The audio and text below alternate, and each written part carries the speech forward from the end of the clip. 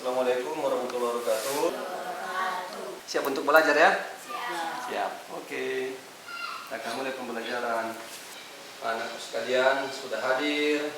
Anak sekalian ada Anton, Zeba, dan juga Aziz, Maroh Aziz, Rahmani Aziz semuanya.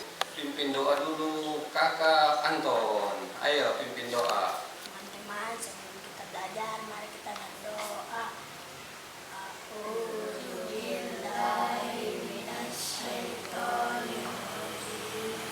Bismillahirrahmanirrahim. Raditu billahi rabba wa bil islami dina wa bil muhammadin nabiyya Rabbi zidni ilman warzuqni fahman. Sampai Merauke berjajar pulau-pulau, sambung menyambung menjadi satu. Itulah Indonesia. Indonesia tanah airku, aku berjanji padamu menjunjung tanah airku, Indonesia. Oke, sekian. Siap untuk kita belajar tentang to'arah dulu ya? Ya, kita akan belajar kali ini tentang yang namanya bersuci. Tahu bersuci ya? Ada 3 macam. Yang pertama, wudu. Kemudian mandi wajib. Apa lagi? Tayamum. Apa gunanya kita berwudu? Supaya suci, bersih.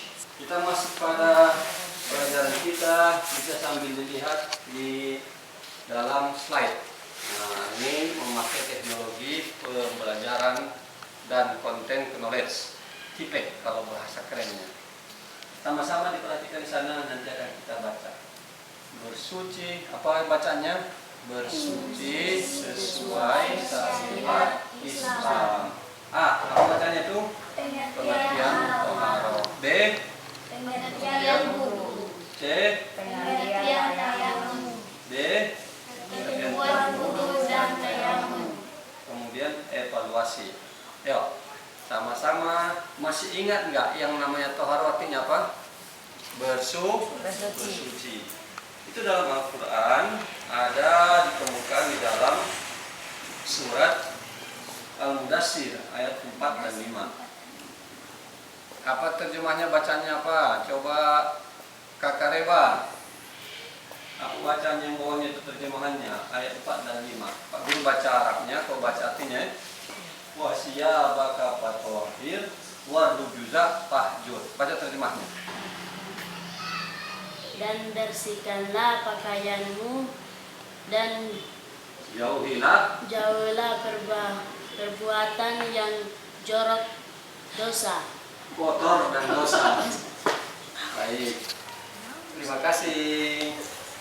Kita lanjut. Nah, toharoh menurut bahasa artinya suci, bersih. Terus kalau menurut istilah adalah bersuci, membersihkan diri dari hadas. Hadas besar maupun hadas kecil. Bersuci dari hadas meliputi badan, pakaian, tempat, dan benda-benda yang terbawa di badan. Boleh enggak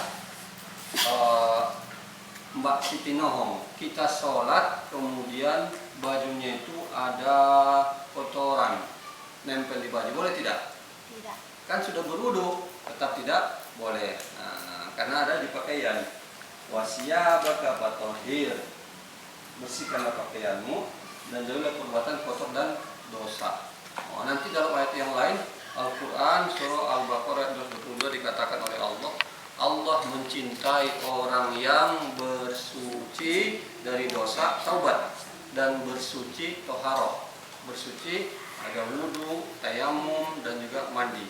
Jadi Allah senang mencintai orang yang banyak bertaubat dan juga banyak bersuci.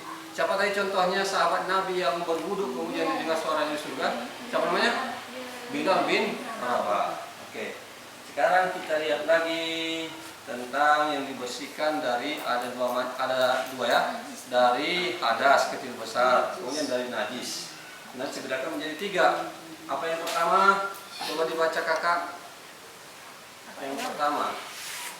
Najis dapat dibedakan menjadi 3 jenis, yaitu Ya, baca semuanya. Iya. najis dapat dibedakan menjadi 3 jenis, yaitu najis mukhafafah, yaitu najis ringan seperti air kucing. Bukan kucing. Kencing bayi laki-laki yang belum berumur 2 tahun Dan belum makan dan apa-apa. belum makan apa-apa selain air susu ibu. Ya. Yang kedua, najis. Mustas. Nah, kakak Anton yang baca. 2. Najis Mustafa yang itu Mutawassito. Mutawassito. Yaitu najis yang sedang atau pertengahan seperti kotoran manusia dan binatang, darah, nanah, dan bangkai selain bangkai ikan, belalang, dan mayat manusia. ya. Nah, kalau ikan belalang itu kita makan atau kita makan hidup atau dimakan bangkainya? Kalau ikan dan belalang, Bangkai. bangkainya tuh bisa kita makan ikan hidup-hidup? Tidak bisa dimakan kalau sudah mati.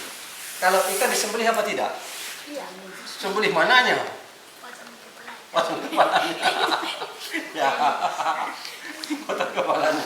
Jadi ikan itu walaupun sudah mati bisa dimakan. Tapi kalau sapi mati sendiri dimakan boleh tidak? Tidak boleh, kecuali sudah dipotong sama yang sembelih. Siapa yang biasa suka sembelih sapi? Ya. Oke. Yang berikutnya kakak Ramani Aziz. Baca itu najis muhallajo dan mutawassito. Najis mukhalazo yaitu najis yang berat seperti najis anjing dan babi serta keturunannya. Ya. Najis mutawassita terbagi 2 yaitu najis hukumiyah yaitu najis yang kita yakini adanya tetapi sudah tidak tampak wujudnya seperti air kencing yang sudah lama kering. Najis ainiyah yaitu najis yang masih jelas zatnya, warnanya, rasanya, dan baunya. Ya, jadi itu pembagian najis ya.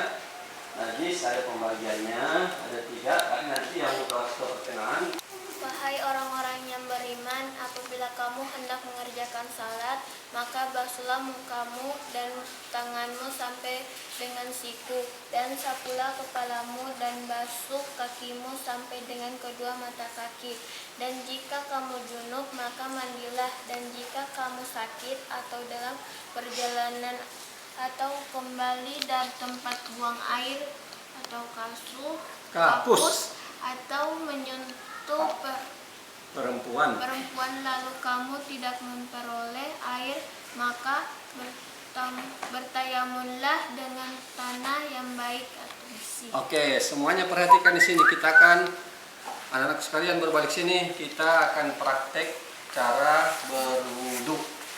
Perhatikan air mengalir. Anggap ini air mengalir ya. Nah, caranya adalah iza kuntum minas sholat. Kalau mau sholat berarti sudah ada niat mau sholat. Apa yang dilakukan? Ini kita laksanakan yang wajib-wajibnya saya dulu. Yang wajib itu adalah 1, membasuh muka. Berarti buka ini. Basuh muka.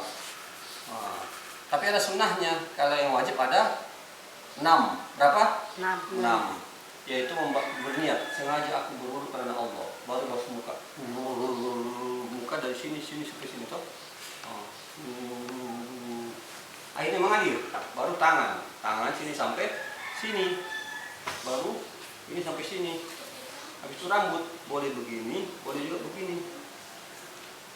Telinga tidak disebut situ karena bagian daripada kepala. Habis itu kaki. Kalau kaki, jangan begini-begini, tapi harus disapu belakangnya. Nah, begini tanda air, cuci muka.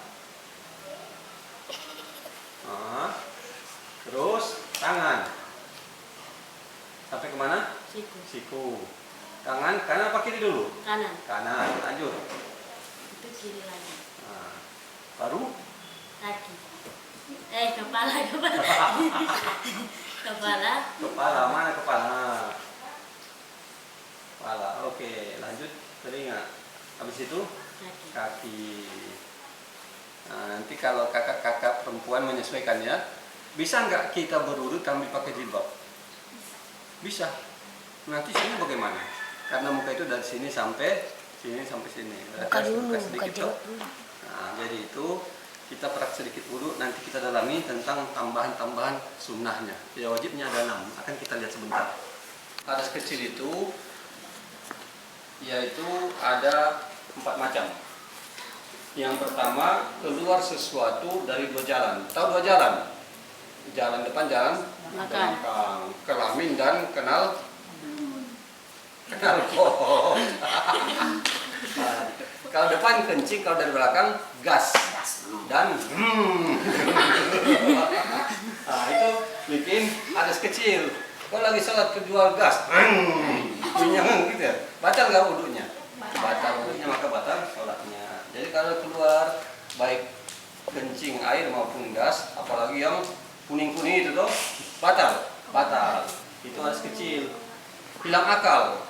Contoh, sholat Jumat terus ketiduran baring, batal nggak wudunya? Batal karena hilang akal. Bersentuhan itu laki-laki perempuan bukan mahram, orang yang haram dinikahi. Jadi mahram namanya. Kalau haram dinikahi itu mahram. Kalau muhrim orang yang pakai kain ihram. Memegang kubul dan dubur. Apa itu? Kau sudah wudu. Baru kemudian contoh kakak Anton, dia sudah wudu, baru kemudian dia gatal, dia pegang, tidak pakai lapis, batal nggak wudunya? Batal. Batalkan wudu. Nah, hadas kecil dan hadas besar. Kalau hadas kecil, orang hadas kecil tidak boleh mendirikan sholat baik wajib maupun sholat sunnah. Terus tidak boleh juga menyentuh Al-Quran, tidak boleh juga tawaf. Apa itu tawaf? Keliling Ka'bah di Masjidil Haram. Kalau kita ke Masjidil Haram nanti umrah atau haji, ke Masjidil Haram bukan sholat tahiyatul masjid tetapi bertawaf. Berapa kali tawaf itu? 7 kali keliling, pengganti sholat sunnah. Terus untuk menghilangkan hadas kecil orang harus berwudu. Tadi kita sudah praktek ya. Terus adapun sholat sahur adalah beragama Islam. Terus sudah mumayyiz, memakai air suci dan mensucikan. Berikutnya lagi, serta tidak ada yang menghalangi datangnya air sampai ke kulit. Nah, tadi perhatikan dalam Al-Quran surah Al-Maidah ayat 6 ada 6 rukun wudu. Ada 6. Yang pertama berniat. Apa yang pertama? Berniat. Yang kedua basuh muka. Yang ketiga Membasuh kedua tangan sampai siku. sampai siku-siku. Yang keempat Mengusap rambut atau sebagian. Yang kelima membasuh sampai mata kaki. sampai mata kaki. Mata kaki yang ini ya. Tumit boleh tetap dicuci? Ya, tetap dicuci. Tertib. Habis itu baca doa wudu. Apa doanya?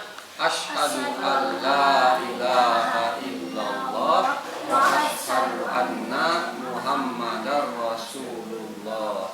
Allahumma ja'alni minat tawabin wa ja'alni minal mutatahhirin wa ja'alni min ibadikas sholihin.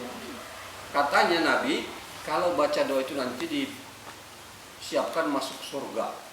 Baca doa habis wudu. Nah, kalau tayamum akan kita pelajari berikutnya nanti kapan-kapan. Terus ini mandi junub. Sekarang kita hanya fokus pada wudu. Nah, terus kita melihat ketentuan wudu dan tayamum. Wudu dan tayamum, yang pertama ketentuannya adalah menggunakan air suci mensucikan. Boleh berwudu pakai air teh? Tidak boleh. Pakai air kelapa boleh? Tidak boleh, karena dia suci tapi tidak mensucikan. Boleh diminum, jangan dipakai berwudu. Air kelapa. Terus membasuh semua anggota wudu, serta orang berwudu hendaknya memahami rukun dan ketentuan wudu dengan baik. Terus rukun wudhu yaitu niat. Sengaja aku berwudhu karena Allah. Terus membasuh muka, baru tangan sampai siku. Terus mengusap kepala. Terus membasuh kaki hingga mata kaki. Tertib, tahu tertib? Mendahulukan yang awal, yang terakhir diakhirkan. Nah, sunnah wudhu boleh dilakukan, boleh tidak lakukan. Di antaranya adalah membasuh telinga. Ya, nanti akan lebih kita perdalam dalam pelajaran berikutnya dan pendalaman berikutnya. Diperkaya.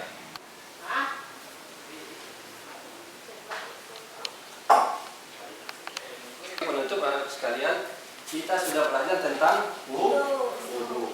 Wudhu itu ada berapa rukunnya? 6, yaitu berniat, kemudian membasuh wajah, muka, tangan sampai siku, rambut, baru kemudian kaki sampai mata kaki. Baru nanti ada doanya. Siapa nama tokoh yang masuk surga karena sering berwudu? Bilal bin Rabah. Nanti kalau habis berwudu kita berdoa. Nah, jelas ya? Asyhadu an la ilaha illallah wa asyhadu anna Muhammadar Rasulullah. Bisa dipahami? Baik, nanti berikutnya lebih kita perdalam atau nanti tanya jawab. Nanti ada juga Pak Guru tugaskan mencatat pelajaran kita kali ini. Nanti sampai di rumah diulang-ulang. Minggu depan mungkin kita akan ada semacam ujian, evaluasi ulang ya. Itu pelajaran kita tutup. Yang tutup baca doa lagi Kakak Anton. Teman-teman, sebelum kita pulang, mari kita berdoa. Doa kafaratul majelis. Subhanakallahumma wa bihamdika asyhadu an la ilaha illa anta astaghfiruka wa atubu ilaika. Tutup pelajaran kita sama-sama. Pak Guru mengucapkan terima kasih banyak perhatiannya, mohon atas kekurangannya. Wassalamualaikum warahmatullahi wabarakatuh. Waalaikumsalam warahmatullahi wabarakatuh. Negeri Menawi dengan anak sekolahnya.